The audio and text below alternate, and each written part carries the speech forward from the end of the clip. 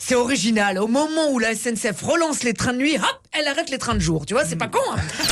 Willy Revelli met les points sur les i, matin, midi et soir, sur votre France Bleu ou francebleu.fr. Oh, quelle belle initiative. Écoutez, pour éviter que les Français ne se réunissent pas trop avant Noël, tu sais, ne se contaminent pas, eh bien, on a trouvé beaucoup mieux que les avertissements d'Olivier Véran.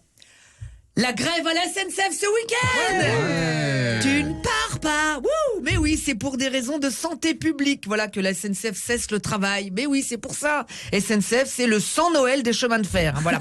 Le seul qui circulera encore bien correctement dans tout le pays le week-end prochain, ça sera donc Omicron, bien sûr. Et puis, c'est original. Au moment où la SNCF relance les trains de nuit, hop, elle arrête les trains de jour. Tu vois, c'est pas con, hein. D'ailleurs, ça me fait penser. Quelqu'un a déjà vu un cheminot déposer un préavis de travail? Ah ah! On mènera l'enquête. D'ailleurs, à propos d'enquête, apparemment Yannick Agnel, il est plus attiré par les petits bassins que les grands. Je veux dire en natation aussi, hein. Le Roman Polanski-Chloré a reconnu avoir eu des relations avec une fille de 13 ans. Et oui, il est pédiluvophile. Mais il voit pas où est le mal. Bah, la bouée licorne, ça réduit éveiller les soupçons quand même chez le nageur, hein. 13 ans, il est là le mal. Enfin, quand on est nageur professionnel, on a toutes les gonzesses accrochées au slip de bain, qu'est-ce qu'on va se taper une gamine? Mais dis donc, Yannick Agnel, Jean-Luc Lahaye, PPDA, Nicolas Hulot, Doc Gynéco, c'est bien.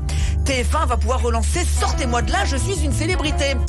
Alors, cette affaire Agnel est tombée pile le jour où la ville de Paris a présenté les festivités pour la cérémonie d'ouverture des JO 2024. Waouh! Oh, les Jeux de Paris vont être uniques, hein. Waouh! Oh, course de vitesse en vélib sur le périph', tir au pigeon, tir au rat, tir sur gilet jaune, 50 mètres nage libre en slalom dans la Seine entre les cadavres de chats et les trottinettes immergées, et enfin le 110 mètres poubelle, un sprint sur trottoir où l'on doit sauter par-dessus les ordures sans glisser sur une crotte de chien et se faire attaquer par un toxico.